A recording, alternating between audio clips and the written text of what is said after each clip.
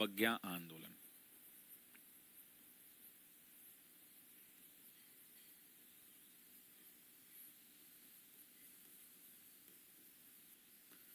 सविनय अवज्ञा आंदोलन। साथियों, सबसे पहले तो यह समझिए कि जो सविनय अवज्ञा आंदोलन है, इसको हम एक और नाम से जानते हैं। इसको हम कहते हैं नागरिक अवज्ञा आंदोलन। नागरिक अवज्ञा आंदोलन, सिविल डिसोबीडियंस मूवमेंट कहा जाता है इसे क्या कहते हैं? तो सिविल डिसोबीडियंस मूवमेंट कहा जाता है। अब साथियों, सवाल ये उठता है कि आखिर सविनय अवज्ञा आंदोलन की आखिर हम बात करते हैं तो आखिर इसका बैकग्राउंड क्या है साथियों, इसकी पृष्ठभूमि क्या है, इसकी हम बातचीत करते हैं कि इसकी पृष्ठभूमि क्या है। जब हम सिविल डिसोबीडियंस मूवमेंट की बात करते हैं तो बेसिकली नागरिक अवज्ञा आंदोलन के जो सबसे तात्कालिक कारण था वो था साइमन कमीशन की रिपोर्ट, वो था साइमन कमीशन की असफलता। आप जानते हैं कि भारत में साइमन कमीशन आया, बिल्कुल काम चल जाएगा सुशील जी, बिल्कुल काम चल जाएगा। एक बार पढ़ा दिया, ये कहीं भी भारत के किसी एग्जाम में, आईएएस के पीटी में भी आप बैठने जाएंगे तो जो मैं मॉडर्न पढ़ा रहा हूं उससे बाहर नहीं आएगा। पीजीटी में जाएंगे, टीजीटी में जाएंगे, पीआरटी में जाएंगे, बीपीएससी में जाएंगे, यूपीपीसीएस में जाएंगे, एमपीपीएससी में जाएंगे, जहां जाएंगे इससे बाहर नहीं आएगा। ठीक है, अब सुनिए, साइमन कमीशन के अलावा जिस बात पर यहां चर्चा करने की बात थी वो थी साथियों नेहरू रिपोर्ट की बात, वो थी साथियों नेहरू रिपोर्ट की बात। उसके अलावा जिन्ना की 14 सूत्रीय मांग थी साथियों, जिन्ना की 14 सूत्रीय मांग, यानी 14 point demand of Mohammad Ali Jinnah. इसके अलावा जो चौथी बड़ी बात जो इस आंदोलन के शुरुआत होने का कारण बना वो था 1929 का लाहौर अधिवेशन, और उसी 1929 के लाहौर अधिवेशन में इन्होंने पूर्ण स्वराज की मांग की थी। आपको याद होगा 1929 का लाहौर अधिवेशन, और इसी लाहौर अधिवेशन के अंदर में उन्होंने कहा था कि अगर हमारी पूर्ण स्वराज की मांग नहीं मानी गई, इसी अधिवेशन में कहा था कि अगर हमारी पूर्ण स्वराज की मांग नहीं मानी गई तो इसी पूर्ण स्वराज के विरोध में हम क्या करने वाले हैं, तो हम सविनय अवज्ञा आंदोलन को शुरू करने वाले हैं। सविनय अवज्ञा आंदोलन को शुरू करने वाले हैं, यही बात वहां पर कही गई थी। तो आपसे कोई भी पूछे कि सविनय अवज्ञा आंदोलन की जब आप बात करते हैं, आपसे कोई भी पूछे कि सविनय अवज्ञा आंदोलन की शुरुआत क्यों की गई, सविनय अवज्ञा आंदोलन की शुरुआत, तो वैसी परिस्थिति के अंदर में आपको बताना है कि एक नहीं कई सारे कारण थे, लेकिन जो सबसे इमीडिएट और इंपॉर्टेंट काउज था, अगर पूछे तात्कालिक कारण क्या था, तो साइमन कमीशन की जो रिपोर्ट आएगी उसी रिपोर्ट के ऊपर विवाद होगा, गोलमेज बुलाया जाएगा और वो पूरी की पूरी कहानी शुरू होगी। अजीत जी, वो संभव नहीं है। अब एक बात आपको याद होगा जो मैं थोड़ा पीछे लेके चलता हूं, आपको थोड़ा मैं पीछे लेके चलता हूं। हमारे यहां से कोई बफरिंग नहीं हो रहा है, आप अपना इंटरनेट कनेक्शन चेक कर लीजिए और क्लास को कृपया करके डिस्टर्ब मत कीजिए। जिनका भी रिकॉर्डेड क्लासेस नहीं चल पा रहा है वो ऐप को अनइंस्टॉल करके दोबारा से उसी फोन में इंस्टॉल करें, अपडेट कर लें। ऐप में अपडेट गया है, अपडेट के बाद प्रॉब्लम सॉल्व हो जाएगा। आपको याद होगा साथियों, आपको याद होगा कि जब पूर्ण स्वतंत्रता की मांग रखी गई थी, हमने पूर्ण स्वतंत्रता दिवस भी मनाया था, और पूर्ण स्वतंत्रता दिवस कब मनाया गया था, तो आपको याद होगा 26 जनवरी 1930 को मनाया गया था। 26 जनवरी 1930 को साथियों भारत के जितने भी शहर थे, बड़े बड़े शहरों में या बड़े बड़े गांव में चौक चौराहों पर, आपको याद होंगे, चौक चौराहों पर तिरंगा झंडा फहराया गया था, तिरंगा झंडा फहराया गया था। और उसी तिरंगा झंडा के दौरान ये संदेश देने का प्रयास किया गया था कि हम जो है अपने आप को स्वतंत्रता की ओर देखना चाहते हैं। अब यही जब पूर्ण स्वतंत्रता दिवस मना रहे थे तो महात्मा गांधी जो है, महात्मा गांधी थोड़े एक्टिव हुए थे और महात्मा गांधी ने इनको चिट्ठी लिखी थी। महात्मा गांधी ने साथियों लॉर्ड इरविन को, महात्मा गांधी ने लॉर्ड इरविन को बाद में चिट्ठी लिखी, लेकिन सबसे पहले महात्मा गांधी ने उस समय एक लेख लिखा, और ये महात्मा गांधी की अपनी पत्रिका थी जिसका नाम था यंग इंडिया। जरा सभी लोग कमेंट करिए तो, यंग इंडिया। इसी यंग इंडिया पत्रिका में महात्मा गांधी ने लेख लिखा, और यंग इंडिया पत्रिका में लेख लिखकर महात्मा गांधी ने ये लेख लिखा। और ये लेख कब लिखा? यंग इंडिया पुस्तक के अंदर में 30 जनवरी, याद रखेंगे 30 जनवरी 1930 को लिखा। इसी 30 जनवरी को छपे इस यंग इंडिया में जो लेख लिखा था, उसी लेख के दौरान गांधी ने 11 सूत्रीय मांग रखी,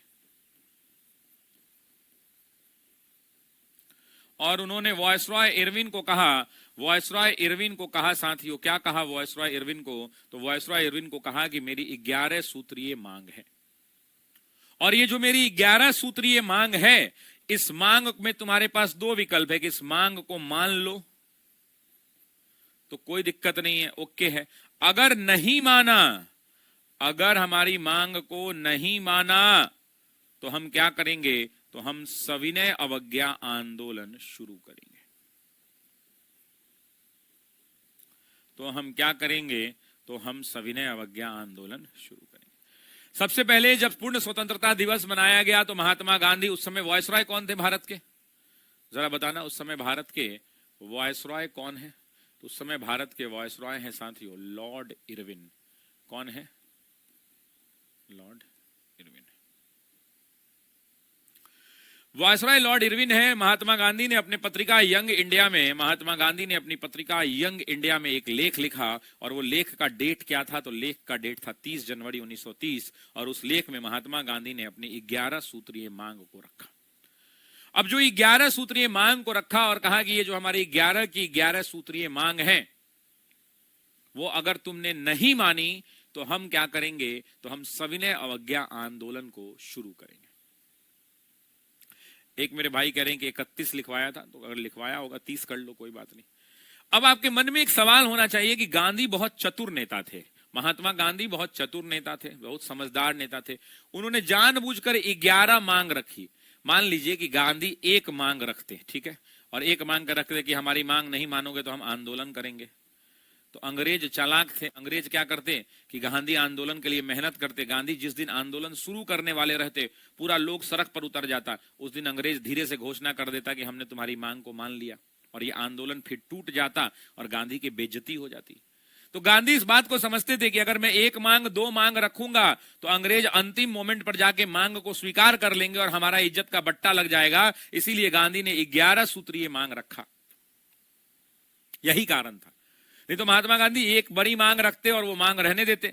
लेकिन गांधी इस बात को समझते थे कि अगर एक मांग रखा, चांदनी जी बार बार कॉपी पेस्ट करिएगा, ब्लॉक कर जाएंगे, आपको ब्लॉक हो जाइएगा, बार बार एक ही चीज को ब्लॉक कॉपी पेस्ट कर रही हैं आप। एनसीईआरटी का नोट्स उपलब्ध है, ऊपर जाके देखिए, एडिशनल कोर्स 1 में मिलेगा आपको। पढ़ाने दीजिए, पढ़ाने आया हूं, आपकी पर्सनल समस्या नहीं है, आपका होम ट्यूटर नहीं हूं मैं। कितना लोग अभी लाइव है? खोलो स्क्रीन पे। तो 42,000 लोग लाइव है। तो 42,000 में इकलौती तो आप है नहीं जो आपकी समस्या सुनूंगा मैं। समझिए भाई,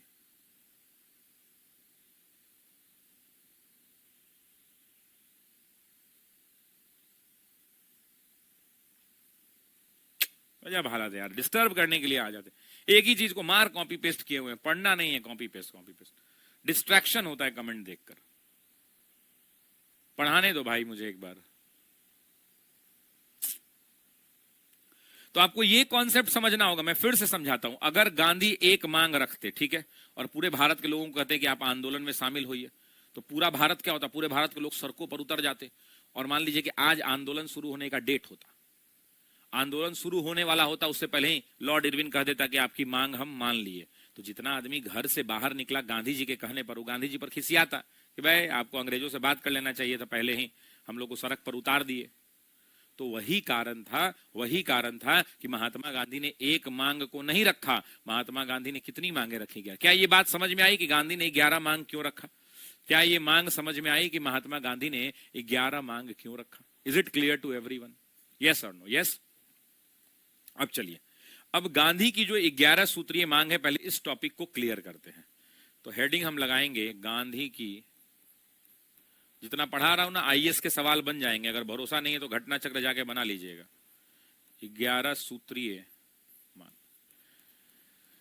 जब आप क्लास 12 की एनसीईआरटी पढ़ोगे तो गांधी की इस 11 सूत्रीय मांग को 3 हिस्सों में, इस गांधी की 11 सूत्रीय मांग को 3 भागों में विभाजित किया जाता है। कितने भागों में? 3 भागों में। पहला जो है उसे हम कहते हैं सामान्य हितों से संबंधित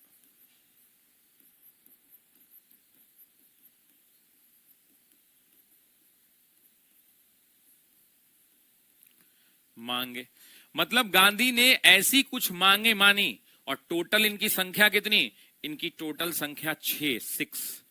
मतलब महात्मा गांधी ने 6 ऐसी मांगे मानी जो आम लोगों से संबंधित थी। क्यों मांगा? ताकि आम लोग को लगे कि अरे मेरी बात महात्मा गांधी उठा रहे हैं और अंग्रेज अगर मेरी बात नहीं सुनेंगे तो वैसी परिस्थिति में हम आंदोलन में जाएंगे। दूसरा इन्होंने पूंजीपति वर्ग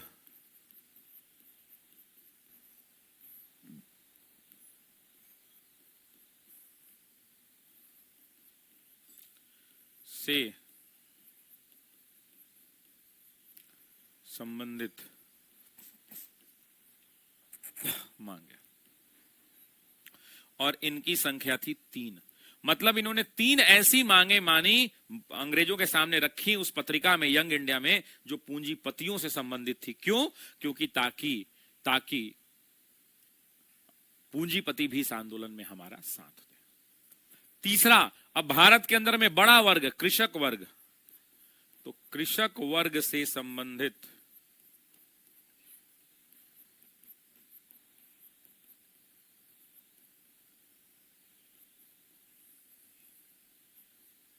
मांगे थी। ये कितनी थी? तो ये भी 6, 3, 9 और 2, 11। 2 मांगे इन्होंने ऐसी मानी जो हो। अब गांधी ने ऐसा क्यों किया? गांधी ने साथियों ऐसा इसलिए किया क्योंकि गांधी चाहते थे। गांधी ने ऐसा क्यों किया? ऐसा क्यों किया? तो क्यों का उत्तर होगा, क्यों किया ऐसा गांधी ने? तो क्यों का उत्तर होगा, गांधी समाज के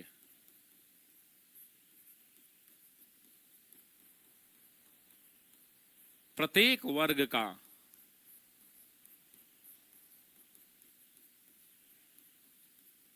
समर्थन चाहते थे।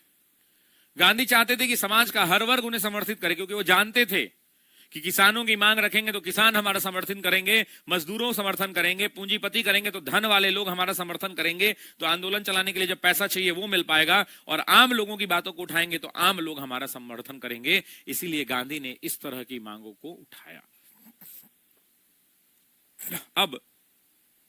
अब एक एक करके इसकी चर्चा करते हैं। लोग आईएएस में इसको पढ़ाते हैं, मैं आपको पढ़ा रहा हूं, अब आराम से पढ़ो। अफसर आलम जी, ऐसा कोई बात नहीं कि मैं गुस्सा होता हूं, गुस्सा से आप ही का नुकसान है, बिल्कुल सही। लेकिन क्या होता है ना कि जब रेगुलर कमेंट, अब मान लो स्क्रीन यहां खुला हुआ है, मैं रेगुलर कमेंट लोग कर रहे हैं इस पर, अब कमेंट एकदम इमरजेंसी होना चाहिए, तुलसी गंगा जल। कमेंट कैसा होना चाहिए? तुलसी गंगा जल होना चाहिए। समझ में आई बात? अब सुनिए, अब सबसे पहले हम जिसकी बात करेंगे वो है सामान्य हितों से संबंधित मांगे।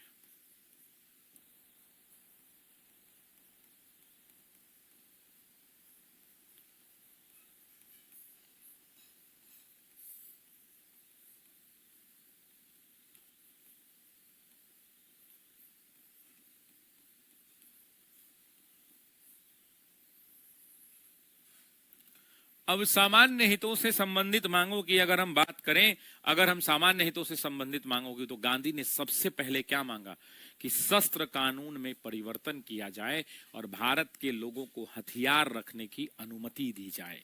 इन्होंने पहला क्या मांगा कि शस्त्र कानून में परिवर्तन की मांग की हो और भारतीयों को हथियार के लाइसेंस मिले।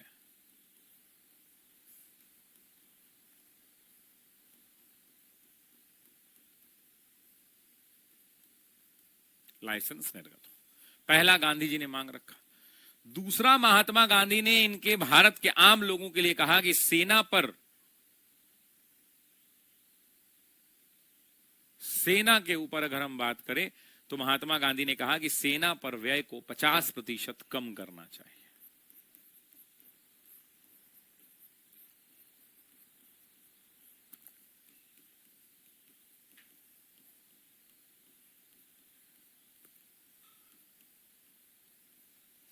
तीसरी मांग महात्मा गांधी ने करी कि मादक पदार्थों की बिक्री पर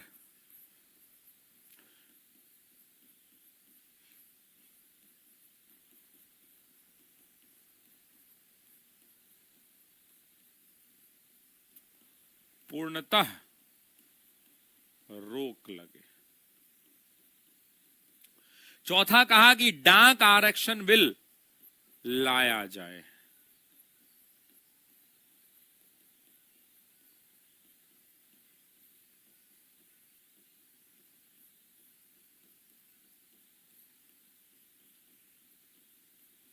और पांचवा और छठा मांग जो महत्वपूर्ण है, उन्होंने कहा कि जितने लोग राजनीतिक कैदी हैं, जितने लोग राजनीतिक कैदी हैं, जितने लोग राजनीतिक कैदी हैं, उनको जेल से रिहा किया जाए।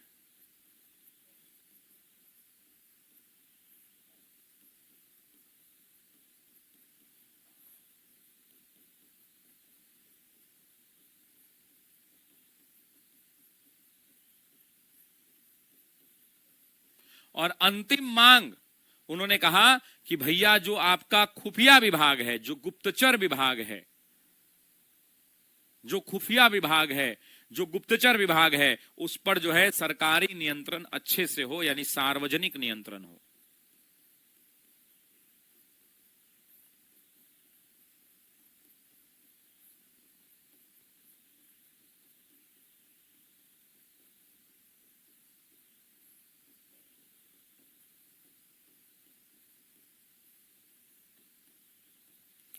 गुप्तचर विभाग पर सार्वजनिक नियंत्रण। तो कुल मिला के ये 6 मांगे ऐसी हैं, कुल मिला के 6 मांगे ऐसी हैं मेरे दोस्तों, जिन 6 मांगों को किसने मांगा? तो महात्मा गांधी ने मांगा। अब बताइए कि क्या सब मांग अंग्रेज मानेंगे? अंग्रेज कहेंगे कि सेना पर व्यय खत्म हो, शस्त्र कानून में भारतीयों को हथियार दे दिया जाए ताकि भारतीय अंग्रेज पर ही गोली चला दें। मादक पदार्थों से उनको इनकम आ रहा है, अंग्रेजों को पैसा आ रहा है, तो क्या वो बंद करेंगे? क्या वो डाक आरक्षण बिल लाएंगे और डाक का उपयोग भारतीयों को करने देंगे? नहीं करने देंगे। जितने लोग जेल में बंद हैं, राजनीतिक नेता लोग, जितने नेता जेल में बंद हैं, उनको छोड़ेंगे? नहीं छोड़ेंगे। तो ऐसी ऐसी मांग जानबूझकर महात्मा गांधी ने रखी है ताकि वो मनबे नहीं करें, और जब वो नहीं मानेंगे तो गांधी कह देंगे कि हम आपने तो हमारी मांगों को नहीं माना, तो हमारे पास अब कोई रास्ता नहीं है, हम लोग सविनय अवज्ञा आंदोलन शुरू करेंगे। तो गांधी बहुत चतुर हैं और गांधी ने बहुत दिमाग लगाकर ऐसी मांगों को अंग्रेजों के सामने रख दिया कि अंग्रेज मांग पूरा ही नहीं कर पाएंगे, और जब अंग्रेज मांग पूरा ही नहीं कर पाएंगे तो वैसी परिस्थिति के अंदर में गांधी जी सविनय अवज्ञा आंदोलन को शुरू करेंगे। क्या ये बात सबको समझ में आई? यस और नो जरा एक बार कमेंट करिए। क्या ये बात सबको समझ में आई? यस और नो एक बार कमेंट करिए, प्लीज कमेंट यस और नो। दूसरा बात करते हैं, सामान्य हित के बाद क्या था? पूंजीपति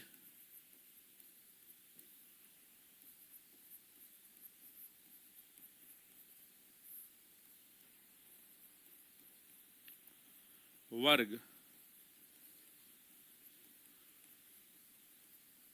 से संबंधित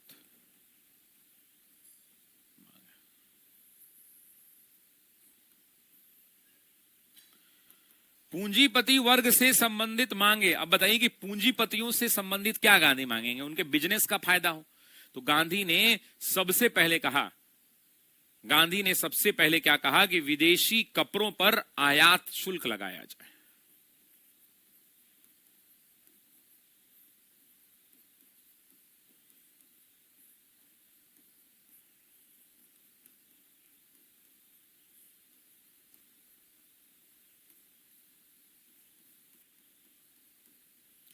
अब जितने लोगों को ये नहीं समझ में आता, मैं एक एग्जांपल देता हूं। मान लीजिए कि ये अपना भारत है, ये भारत है, यहां पर चाइना है, चीन है। चीन में एक टीवी बन रहा है, टीवी 5,000 रुपए में चीन में टीवी बन जा रहा है। मान लेते हैं कि बड़ा वाला टीवी जो है 5,000 में बनता है। भारत में यही टीवी को बनाने में 8,000 रुपया लग रहा है। तो मुझे बताइए कि क्या भारत वाला आदमी 8,000 से कम में बेच पाएगा? भारत वाला आदमी क्या 8,000 रुपए से कम में टीवी बेच पाएगा? इसको तो बनाने ही में 8,000 लग रहा है। तो होता क्या था कि ब्रिटेन में मान लीजिए कि टीवी बन जा रहा है 8,000 5,000 रुपए में, तो ब्रिटेन वाला ला के यहाँ पे 7,000 में बेच देता था, फायदा कमा लेता था 2,000। अब भारत में 8,000 बन रहा है तो कितनों कम में बेचेगा? तो भारत वाला 9,000 में बेचेगा, तो भारत वाले का टीवी बिकबे नहीं करेगा। वही टीवी 7,000 में मिल रहा है तो भारत का लोग क्यों खरीदेगा? तो यही हाल कपड़ा पे होता था। जो कपड़ा होता था वो ब्रिटेन में तो औद्योगिक क्रांति आई हुई है, मशीनों से कपड़े बन रहे हैं। वैसी परिस्थिति के अंदर में जब मशीनों से कपड़े बन रहे हैं तो कपड़ा सस्ता में बन जा रहा है, तो उसको भारत में लाके लोग बेच दे रहा है सस्ता दाम में। तो अब क्या होता है, सरकार क्या करेगी समझिए। अब ये क्या है, आयात शुल्क लगाना। आयात शुल्क मतलब ये कहना ये चाहते थे कि ठीक है ब्रिटेन में 5,000 में टीवी बन जा रही है, भारत में कितना में बन रहा है 8, तो सरकार इस पर 3,000 रुपए का टैक्स लगा दे कि कुछ भी कर ले तो भारत में ये 8,000 से कम में नहीं बेच पाए। ये इसलिए आयात शुल्क, इसको क्या कहते थे, ये 3,000 क्या मांग कर रहा है कि आयात शुल्क लगा दिया जाए, इंपोर्ट ड्यूटी लगा दिया जाए। क्यों लगा दिया जाए?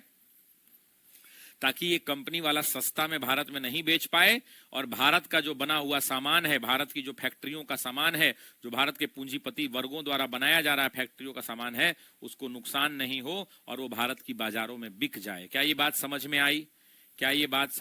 यस और नो? जरा बताना, क्या ये बात समझ में आई? देखिए, जिनका भी रिकॉर्डेड क्लास नहीं चल पा रहा है उनसे निवेदन है कि वो ऐप को एक बार अनइंस्टॉल करके इंस्टॉल कर लें या फिर एक बार अपडेट कर ले। ऐप की टेक्निकल टीम काम कर रही है, ऐप पे लोड बहुत ज़्यादा है, इसलिए उस पर काम किया जा रहा है।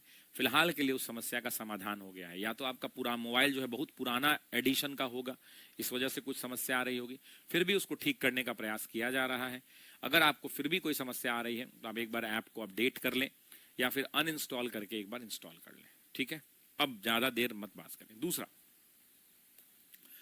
दूसरा पॉइंट था यहाँ पर, वो दूसरा पॉइंट था कि तटस्थ जिसको कहा जाता है ना, तटकर विधेयक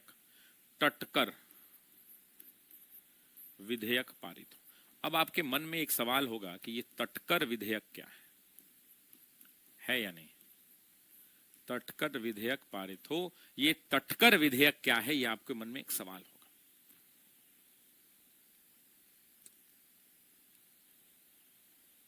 अब तटकर विधेयक का मतलब क्या है? तटकर विधेयक का मतलब क्या है? तटकर विधेयक का मतलब है कि आप जानते हैं कि अंग्रेजों ने एक नियम बना रखा था। ये भारत का तटीय इलाका है, आप भी जानते हैं। ये क्या है? ये भारत का तटीय इलाका है। यहां चारों तरफ क्या है? समुद्र है। यहां चारों तरफ क्या है? यहां समुद्र है, चारों तरफ पानी है, दोनों तरफ है या नहीं? यहां पे पानी है, एक तरफ इंडियन ओशियन, बंगाल की खाड़ी, इधर जो है अरब सागर, पानी है। तो अंग्रेजों का क्या कहना था कि इन इलाकों में जो पानी का जहाज चलेगा वो भारतीय लोगों का नहीं चल सकता। इस तटीय इलाकों पर जितना भी बिजनेस होगा उस सभी बिजनेस पर अंग्रेजों का हक था। मतलब यहाँ के व्यापार पर अंग्रेजों का एकाधिकार था, मोनोपोली थी, अंग्रेजों का एकाधिकार था। मतलब आप समझ लीजिए कि समुद्र है तो समुद्र से तो पानी निकलेगा, उस पानी से नमक बनाया जाएगा। तो अंग्रेज कहते थे कि ठीक है, वो पानी तुम्हारे भारत का है लेकिन नमक तुम नहीं बना सकते हो, नमक हम बनाएंगे।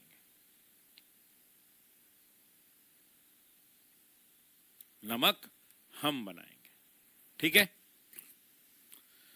तो वैसी परिस्थिति के अंदर में भारत के लोगों ने कहा कि तटकर विधेयक पारित हो और इन तटों पर जो है व्यापार करने की भारत को भी इजाजत हो, भारतीय लोगों को भी इन तटों पर इजाजत हो। समझ में आई बात कि नहीं आई? क्या ये बात समझ में आई या नहीं आई, ये बताना, यस और नो? यस। तीसरा पॉइंट जो महात्मा गांधी ने पूंजीपतियों के लिए मांगा, उन्होंने कहा, पुनीता जी का ना फोन नंबर निकालिए, पुनीता का फोन नंबर निकालिए और पुनीता को फोन कर दीजिए, क्योंकि पुनीता बहुत ज्यादा परेशान है, बार बार प्लीज हेल्प कह रही है, मेरा रिकॉर्डेड नहीं चल रहा है। पुनीता, आप अपने मोबाइल से ऐप को अनइंस्टॉल करके इंस्टॉल कर लीजिए। नहीं तो पुनीता का मोबाइल नंबर निकाल के बताइए, हम अभी फोन कर लेते हैं उनको एक बार बीच क्लास में, क्योंकि उनको हम जब 3 बार अभी तक बोल चुके हैं लेकिन फिर भी वो क्लास डिस्टर्ब कर रही हैं।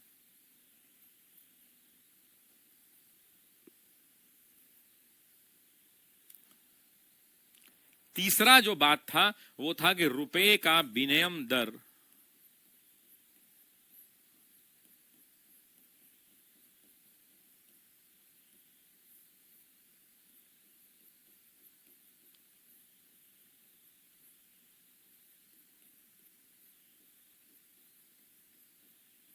कम कर। तो ये रुपए का विनिमय दर का मतलब क्या होता है? इनकी मांग थी कि 1 शिलिंग 4 पेंस। एक मेरे भाई पूछ रहे हैं कि यूट्यूब का सारा क्लास करना जरूरी है। एकदम जरूरी है, यूट्यूब पर प्रैक्टिस कराया जाता है। आपके पास टाइम है तो आप जरूर कीजिए, ठीक है। तो रुपए का विनिमय दर कम करना मतलब मांग थी कि 1 शिलिंग 4 पेंस, इनको छोड़ दीजिए इस मांग को। तीसरा, कृषक वर्ग की 2 मांगे हैं।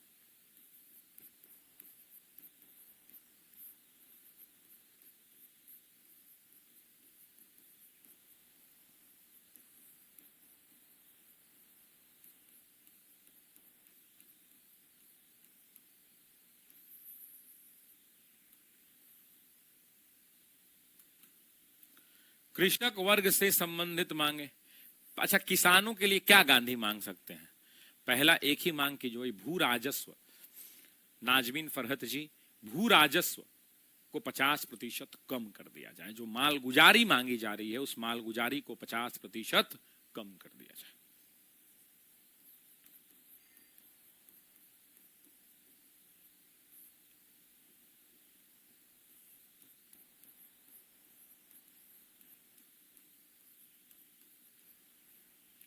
दूसरी मांग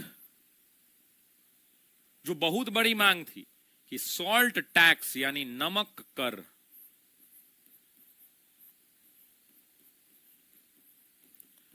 को समाप्त कर दिया जाए।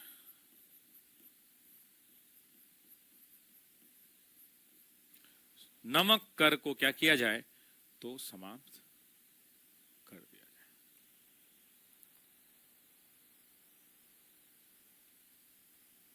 ठीक है, 1 मिनट रुकिएगा।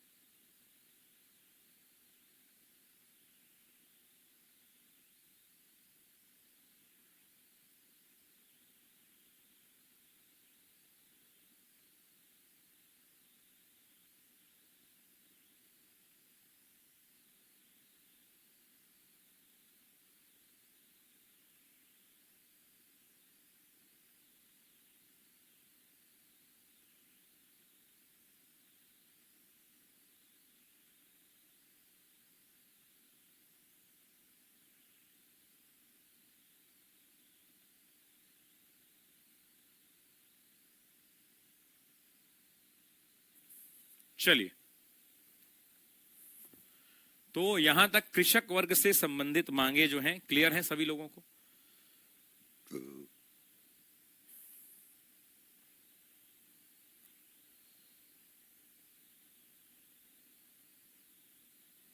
क्लियर? अब सुनिए, अब ये तो मांग हो गई, ये सारी गांधी जी ने 11 मांगे मान ली, लेकिन खेल कहां से शुरू हुआ? आपको मैंने बताया कि ये जो लेख था वो लेख कब लिखा गया? तो 30 जनवरी 1930 को। ये लेख जो है महात्मा गांधी ने लिखा कब? 30 जनवरी 1930 को। और लेख लिखने के बाद फरवरी महीने के अंदर में फरवरी महीने के अंदर में साबरमती आश्रम में बैठक हुई। इस लेख के बाद साथियों फरवरी 1930 में साबरमती आश्रम में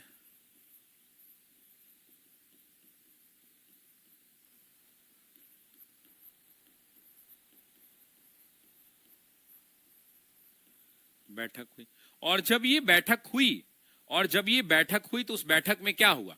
उस बैठक में बस एक ही फैसला लिया गया कि अब हम लोग सविनय अवज्ञा आंदोलन शुरू करेंगे और उसका नेतृत्व महात्मा गांधी करेंगे। ठीक है, तो इसका रिजल्ट ये निकला, इस बैठक का जो है, इस बैठक का रिजल्ट क्या निकला? महात्मा गांधी को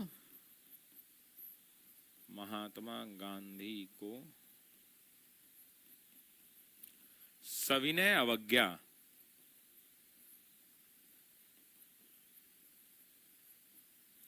आंदोलन का नेतृत्व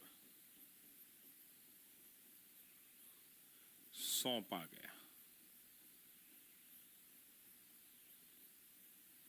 महात्मा गांधी को सविनय अवज्ञा आंदोलन का क्या कर दिया गया? नेतृत्व सौंप दिया गया। मतलब ये अब कांग्रेस की बैठक में तय हो गया कि सविनय अवज्ञा आंदोलन शुरू होगा और उसका नेतृत्व कौन करेंगे? तो उसका नेतृत्व महात्मा गांधी करेंगे। अब उसके बाद इन्होंने क्या किया? तो आप जानते हैं कि महात्मा गांधी ने चिट्ठी लिखी। किसको? लॉर्ड इरविन को। महात्मा गांधी ने इरविन को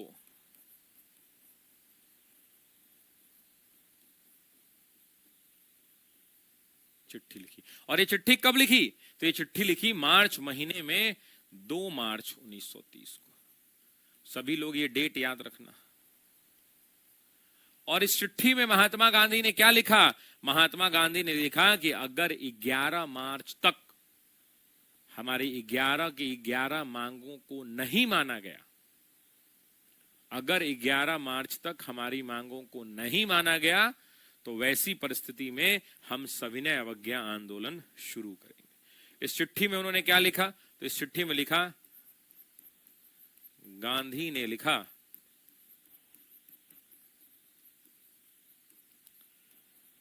ने लिखा कि अगर हमारी 11 सूत्रीय मांग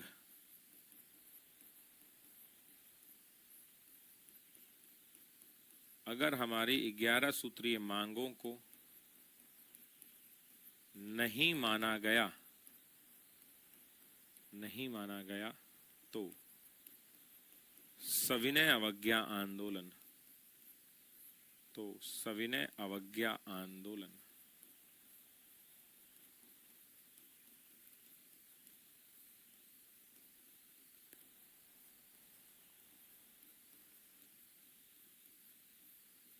शुरू करेंगे। उन्होंने कहा कि अगर हमारी मांगों को नहीं माना गया तो हम क्या करेंगे?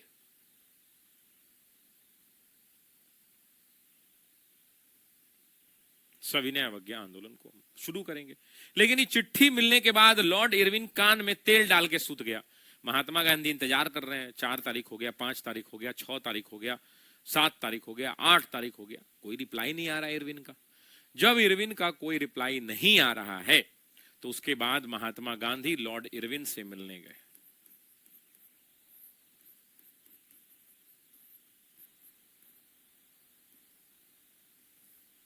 महात्मा गांधी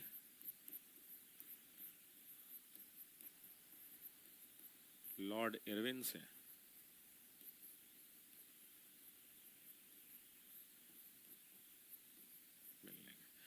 जब महात्मा गांधी लॉर्ड इरविन से मिलने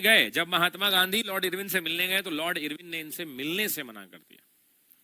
लॉर्ड इरविन ने बोला कि हम तुमसे नहीं मिलेंगे। लॉर्ड इरविन ने मिलने से मना कर दिया।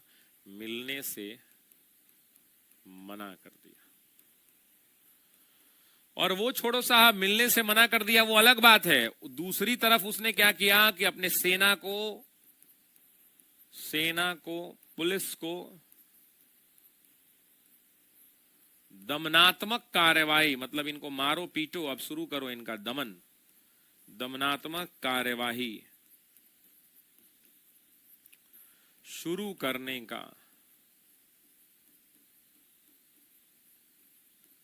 आदेश दिया और उसने पुलिस से कहा कि अब तुम लोग जो है दमन शुरू करो, अब इन महात्मा गांधी और बाकी नेताओं को उठाओ, पीटो और जेल में डालो, इनका कहानी खत्म करो। कहानी क्या करो, खत्म करो।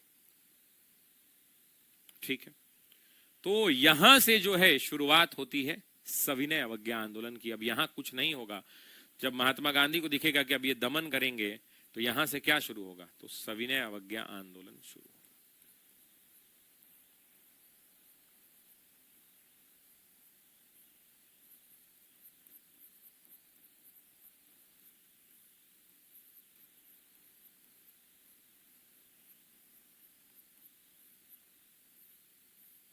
यहां से सविनय अवज्ञा आंदोलन क्या होगा, शुरू होगा। गांधी जी कब मिलने गए थे? देखो भाई, बहुत सारे किताबें जो हैं कहती हैं 8 तारीख को, बहुत सारी किताबें कहती हैं 9 तारीख को, डेट क्लियर नहीं है। और यहीं से हमारा नया टॉपिक शुरू होगा, सविनय अवज्ञा आंदोलन। अब सविनय अवज्ञा आंदोलन की जब हम बात करते हैं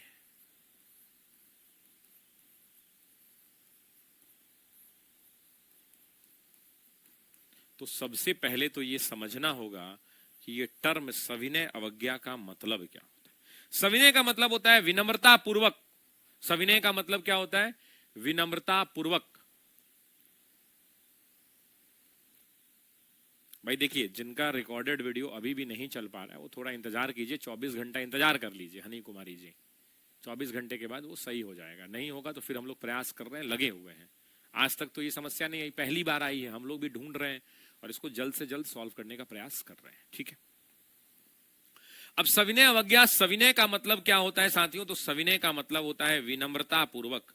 विनम्र, नम्रता, विनम्रता गलत लिख दिया लगता है। किस में होगा, नौ में होगा कि मौ में होगा, हमको नहीं पता है। विनम्रता, जो भी होगा आप कर लीजिएगा भैया, मेरी हिंदी थोड़ी कमजोर है। विनम्रता पूर्वक। अवज्ञा का मतलब क्या है? कानूनों का विरोध करना या कानूनों का पालन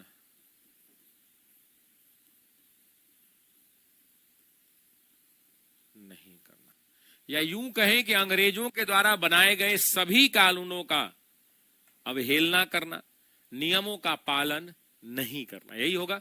कानूनों का पालन नहीं करना,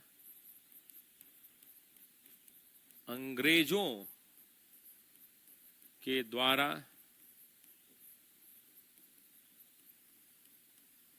बनाए गए नियमों की अवहेलना करना।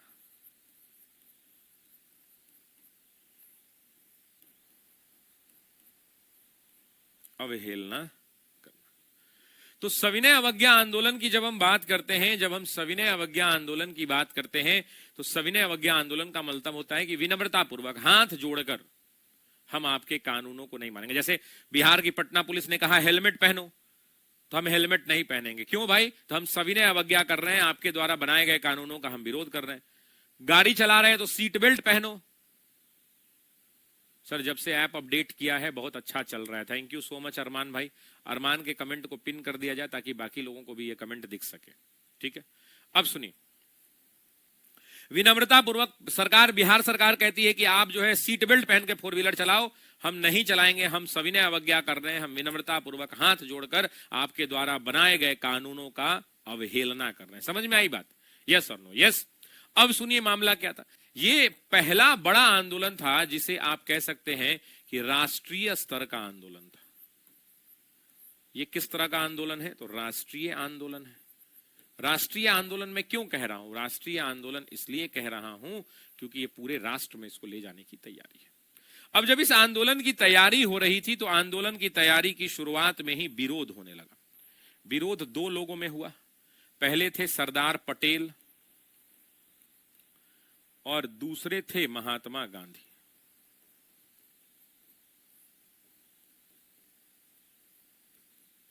मामला क्या था भाई?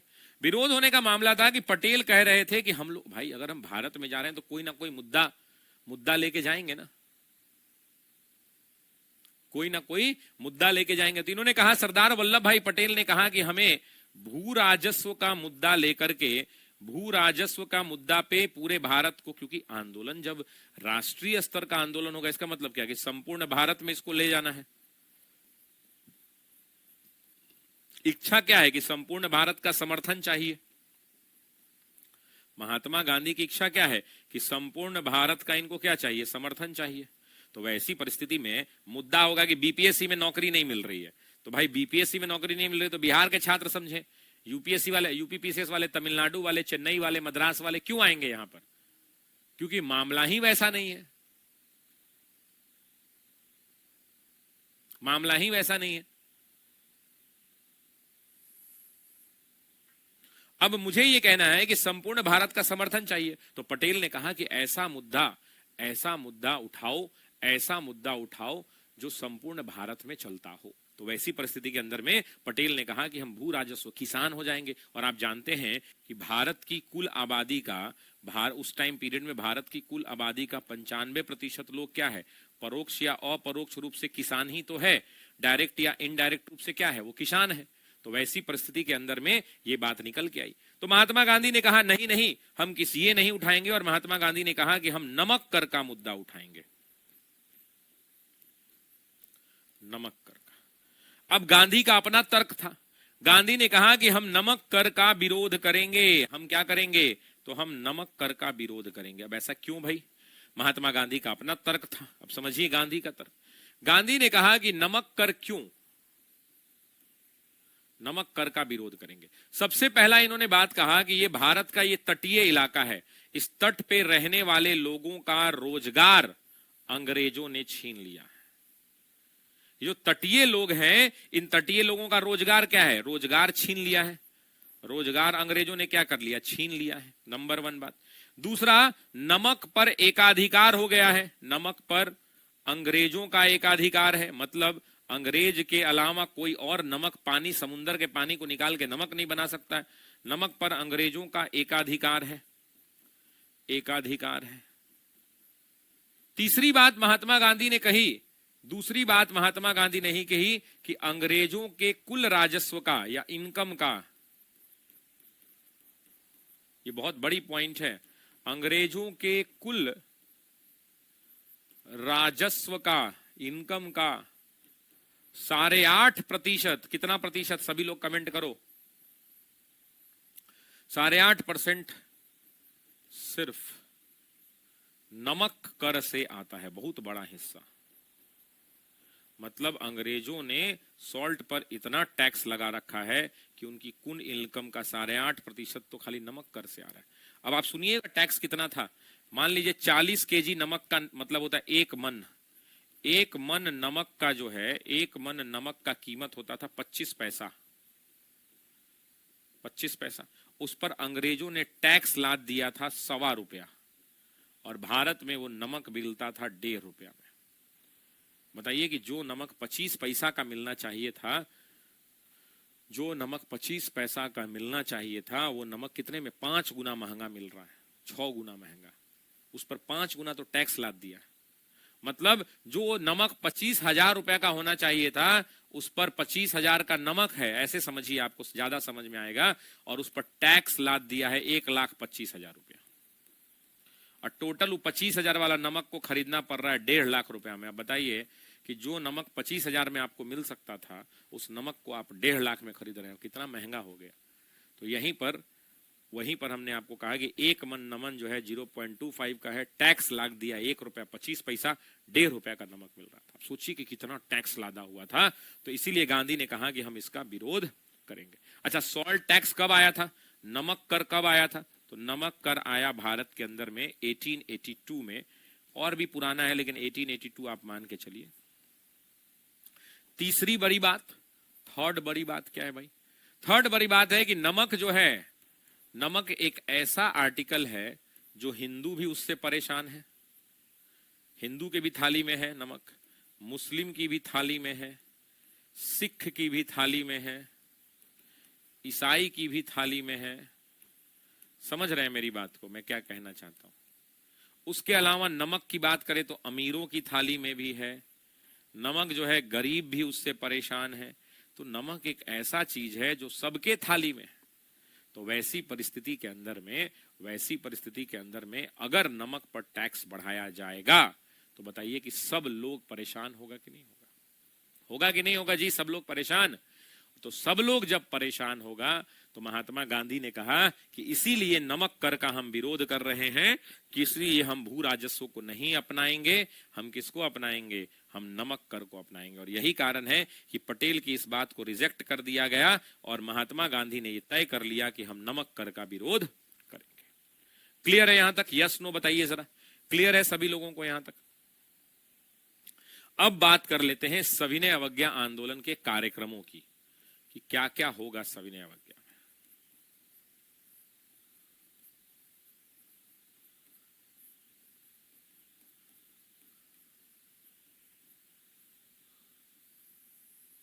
समझ में आ रहा है ना सभी लोगों को? सभी लोगों को समझ में आ रहा है कि नहीं? यस नो जरा बताना मुझे। सभी लोगों को समझ में आ रहा है?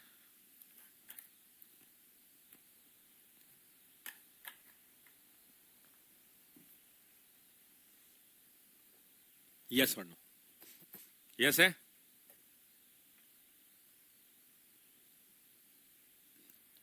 चलिए। बाप रे बाप कितना पापी है अंग्रेज। अब सुनिए, सविनय अवज्ञा आंदोलन की जब हम बात करते हैं तो इसकी शुरुआत कहां से होगी दोस्तों? तो इसकी शुरुआत कहां से होगी?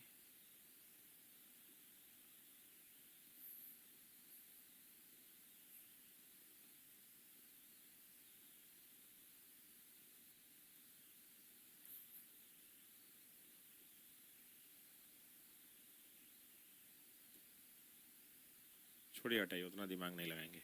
इसकी शुरुआत होगी, सबसे पहले हम क्या पढ़ेंगे? तो सबसे पहले हम पढ़ेंगे दांडी यात्रा। दांडी यात्रा के ठीक बाद हम क्या पढ़ेंगे? प्रथम गोलमेज सम्मेलन। उसके बाद गांधी, तीसरे नंबर पे हम क्या पढ़ेंगे? थर्ड, गांधी इरविन समझौता।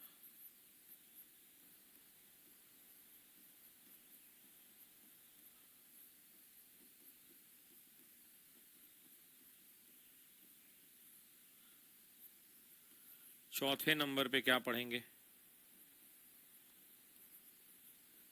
द्वितीय गोलमेज सम्मेलन। पांचवें नंबर पर क्या पढ़ेंगे?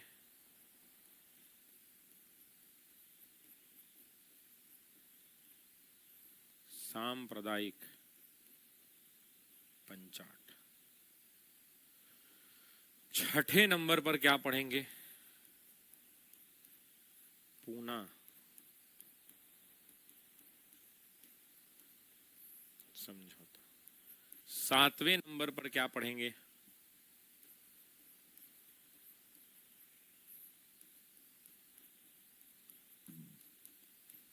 तृतीय गोलमेज सम्मेलन। आठवें नंबर पर क्या पढ़ेंगे? Government of India act 1935। कुछ छूटा तो नहीं? कुछ छूटा तो नहीं? नहीं छूटा। तो इतनी सारी चीजें जो हैं हमें क्या करनी है? तो इतनी सारी चीजें हमें पढ़नी है।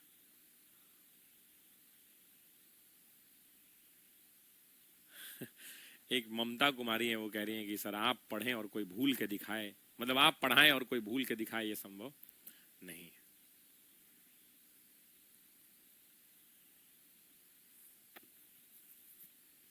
सर आपकी राष्ट्रपति वाली वीडियो मैंने YouTube चैनल पर देखी थी, बहुत शानदार, thank you so much Savita Devi ji. यहां तक सबको क्लियर है? Is it clear to everyone in the class? क्या ये सभी लोगों को क्लियर है? यस। तो चलिए कल की क्लास कोशिश करेंगे कि लंबी क्लास हो आपकी। कल मेरी इच्छा है कि लंबी क्लास हो और उसके बाद ये सारे टॉपिक कम से कम कल की क्लास में हम यहां तक पहुंच जाएं। द्वितीय गोलमेज, मतलब 2 क्लास के अंदर में ये पूरे टॉपिक को खत्म करना है। एक क्लास हम लोग लेंगे यहां तक एक क्लास लेते हैं, है ना। एक क्लास हम लोग लें यहां तक, ये वाले पोर्शन तक, यहां तक, है ना। और उसके बाद आगे लें यहां तक क्लास 1 में हो जाए। मतलब ये सारे टॉपिक जो हैं लेक्चर 1 में हो जाए और जो रिमेनिंग है वो लेक्चर 2 में हो जाए। तो मैं चाहता हूं कि ये दोनों जो हैं आपके 2 टॉपिक में लौट जाएं। सर गांधी वाला कथन लिखवा दीजिए। लिखवा देता हूं मेरे भाई, गांधी वाला कथन लिखवा देता हूं। गांधी ने कथन यहां पर दिया था,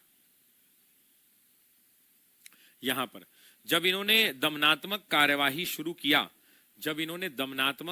शुरू किया और मिलने से जब मना कर दिया तो महात्मा गांधी ने एक स्टेटमेंट दिया।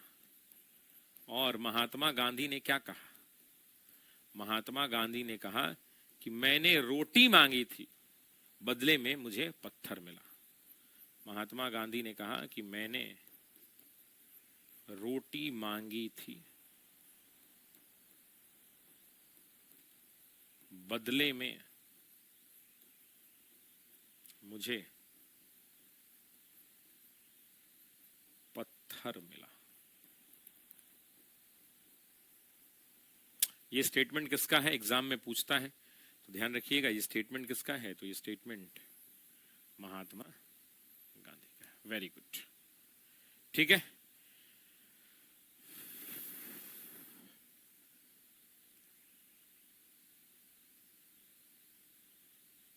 हाँ, घुटने पर बहुत जगह रहते हैं कि मैंने घुटने पर गिरकर रोटी मांगी थी। जो भी रहे, सारांश यही है।